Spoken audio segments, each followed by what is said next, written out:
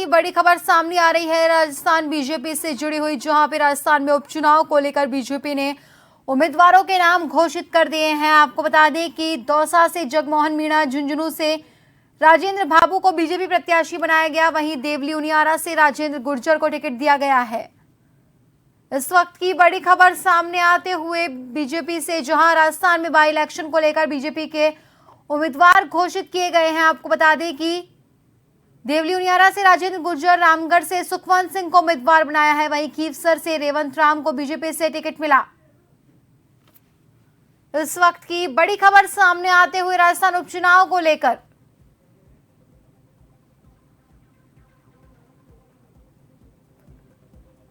आपको बता दें कि खीवसर से रेवंत राम को बीजेपी का टिकट मिला है। राजस्थान उपचुनाव को लेकर बीजेपी उम्मीदवार घोषित किए गए हैं, जहां दौसा से जगमोहन मीणा, झुंझुनू से राजेंद्र भाबू को बीजेपी प्रत्याशी बनाया गया।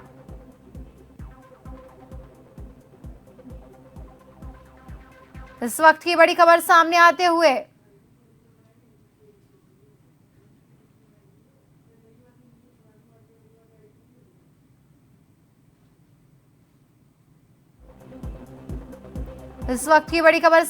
हुए राजस्थान बीजेपी से, जहां राजस्थान में बाई इलेक्शन को लेकर बीजेपी के प्रत्याशी घोषित किए गए हैं। दौसा से जगमोहन मीणा, तो वहीं झुंझुनू से राजेंद्र भाबू को टिकट मिला है।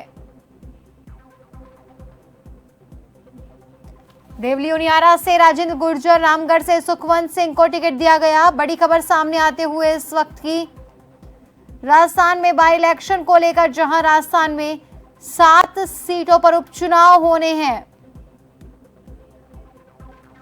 आपको बता दें कि राजस्थान में 7 सीटों पर उपचुनाव होंगे, जहां राजस्थान में विधानसभा चुनाव को लेकर बीजेपी ने अपनी लिस्ट जारी कर दी है। जहां रामगढ़ से सुखवंत सिंह को, खीवसर से रेवंत राम को बीजेपी से टिकट मिला है। बीजेपी ने उपचुनाव को लेकर अपने प्रत्याशी घोषित कर दिए हैं।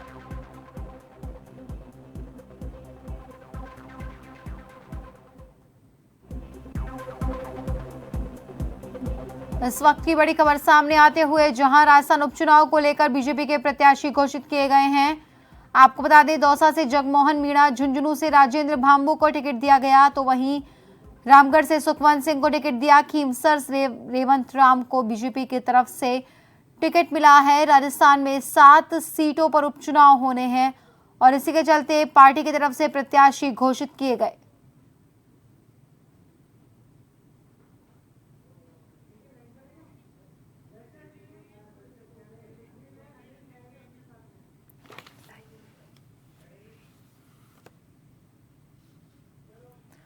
और खबर पर ज्यादा जानकारी के लिए हमारे सहयोगी अनिल सीधा हमारे साथ लाइव जुड़ चुके हैं। अनिल, राजस्थान में विधानसभा के उपचुनाव को लेकर बीजेपी ने अपनी लिस्ट जारी कर दी है, जहां कई प्रत्याशियों के नामों की घोषणा की गई है। क्या सभी 7 सीटों के नाम बीजेपी की तरफ से घोषित कर दिए गए हैं? और अब जब लिस्ट आ गई है तो ये कह सकते हैं कि बीजेपी पूरी तरह से इन बाई इलेक्शंस की तैयारियों में जुट चुकी है।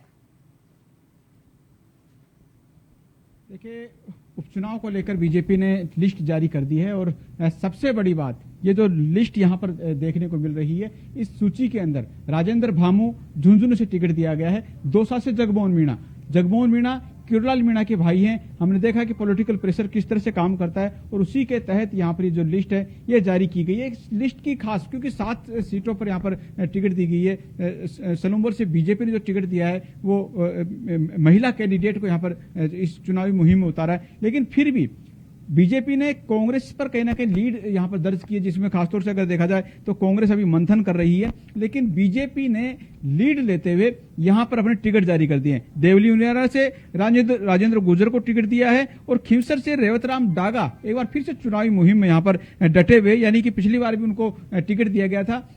खीवसर में अगर मार्जिन देखें तो उस दौरान भी लगभग 2100-2200 वोटों के करीब जो थे वो अंतर यहां पर रहा था, यानी रेवंत राम डागा को पार्टी शायद यहां पर मजबूत मान रही है। शांता देवी मीणा को सलूम्बर से टिकट दिया गया है, जो कि इस सीट के ऊपर कहीं ना कहीं एक नया चेहरा यहां पर कहा जा सकता है। और पार्टी ने अगर देखा जाए इसके साथ साथ जो 7 टिकट जारी किए, रामगढ़ में सुखवंत सिंह को दिया है। हमने देखा था पिछले वर्ष जब आम चुनाव थे विधानसभा के, तो उस दौरान जो ज्ञानदेव आहूजा के भतीजे को टिकट वहां पर दिया गया था, लेकिन सुखवंत सिंह को जो कि बगावत करते हुए वहां पर चुनाव लड़े थे। इस सीट पर अच्छे मार्जिन से, क्योंकि दूसरे नंबर पर रहे थे निर्दलीय रहते हुए भी, और बीजेपी का कैंडिडेट जो था वो तीसरे नंबर पर था। तो ऐसे में सुखवंत सिंह पर भरोसा यहां पर जताया पार्टी ने। और राजेंद्र भामू भी झुंझुनू से विरोध करते हुए चुनावी मुहिम में डटे थे। बबलू को वहां से चुनाव जीत नहीं पाए थे, लेकिन राजेंद्र जो थे भामू जो थे उनके भी अच्छे खासे वोट जो थे उस चुनावी मुहिम में आए थे। तो पार्टी ने टिकट यहां पर जारी की है, और टिकट जारी करने के साथ में यह भी कहा जा सकता है कि एक बढ़त हासिल जो है वो पार्टी ने कांग्रेस पर कहीं ना कहीं ले ली है, जिसके चलते एक मनोवैज्ञानिक की तैयारी भी यहाँ पर जो कैंडिडेट है उनको तैयारी करने का समय पूरा वहां पर मिलेगा। और तैयारी के साथ साथ चुनावी रण में भी चेहरे पहले उतरेंगे, अपने पूरी फील्डिंग के साथ में ग्राउंड पे जाएंगे, मतदाताओं के बीच में जाएंगे, और मतदाताओं के बीच में जाने के साथ साथ जो वोट की अपील है वो भी कहना कि टच करेंगे। तो एक तरह से लिस्ट पहले जारी करी है, लिस्ट के अंदर लीड लेते हुए जो कैंडिडेट उनके होंगे तमाम भारतीय जनता पार्टी के जो हैं उन तमाम कैंडिडेट्स को एक अच्छा मौका मिलेगा। इसके तहत पार्टी जो है वो ये देखेगी कि हाँ, आने वाले दिनों के अंदर जो चुनावी मुहिम में डटेंगे तमाम जो लोग हैं वो किस तरह से अपनी प्लानिंग यहाँ पर कर सकते हैं। और प्लानिंग करने के साथ साथ रणनीति जो कैंडिडेट की रहेगी इसमें कांग्रेस के मुकाबले जो है वो कहीं ना कहीं ज्यादा समय जो आकांक्षा है वो इन तमाम लोगों को, तमाम जो यहाँ पर प्रत्याशी बनाए गए हैं, इन लोगों को कांग्रेस की जो लिस्ट आएगी, क्योंकि अभी कांग्रेस की लिस्ट पर अगर देखा जाए तो वहां पर मंथन चल रहा है, और मंथन चलने के साथ साथ डिक्लेयर करने में शायद यहाँ पर टाइम लगेगा, लेकिन फिर भी पार्टी ने, बीजेपी ने लीड लिया है। हमने देखा था विधानसभा चुनाव के दौरान भी पार्टी ने कांग्रेस से पहले यहां पर लिस्ट जारी की थी, और कांग्रेस से लिस्ट पहले जारी करने के साथ साथ लीड वहां पर ली थी। हालांकि आम चुनाव में, अगर विधानसभा चुनाव 2023 में देखा जाए तो कुछ विरोध जरूर 41 नामों की जो पहली सूची थी उसमें जारी हुआ था। इस लिस्ट में भी देखना होगा, क्योंकि झुंझुनू में जो बगावत करे थे राजेंद्र भामू उनको टिकट दिया है। रामगढ़ के अंदर निर्दलीय जो चुनाव लड़े थे सुखवंत सिंह, वो चेहरा जो है वो यहाँ पर उतारा है। खिमसर में जरूर पुराने चेहरे पर विश्वास जताया गया है। तो ऐसे में पार्टी को अब देखना होगा कि आखिरकार अब किस तरह से जो जिनके टिकट कटे हैं, टिकट कटना ही कहेंगे क्योंकि हार गए थे, पार्टी को जीत नहीं दिला पाए, लेकिन फिर भी पार्टी ने जो विरोध किया या फिर जो निर्दलीय के तौर पर अच्छे खासी परफॉर्मेंस वहां पर रही, उनको यहाँ पर विश्वास जताया है। जी बहुत बहुत धन्यवाद अनिल, हमसे जुड़ने के लिए और तमाम जानकारी साझा करने के लिए। तो आप सभी को बता दें कि राजस्थान